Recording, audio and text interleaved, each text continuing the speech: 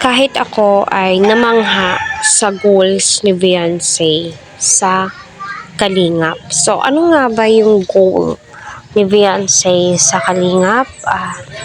Isa po siya sa paborito ni Kuya Val Santos Matubang na Kalingap Angels. Ayan, hello po sa ating lahat.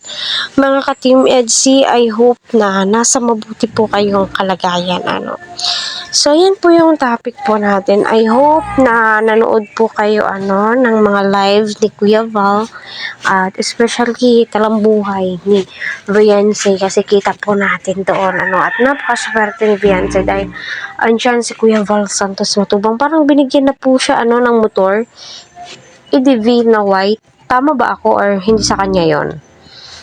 So ang goal nga po ni Beyonce dahil sa dami ng basher na bumabati ko sa kanya, ginagawan siya ng issue na dawit po ang kanyang pangalan dahil EDC supporters po yun.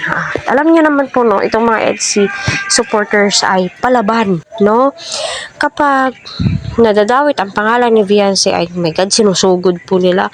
May mga pa-screenshot pa po yan sila. So, ganun po sila magtanggol. At hindi naman po natin ma-blame ang mga EDC kung bakit ganun na lang po. Kasi kita nyo naman po, napaka-innocent ni Beyonce. Walang kaalam-alam. Bakit siya nababash, diba? So, ayun, ang goals ni Beyonce sa dami ng basher ay mapasaya ang mga sumusuporta sa kanya. Diba? Sinabi niya kay Kuya Val.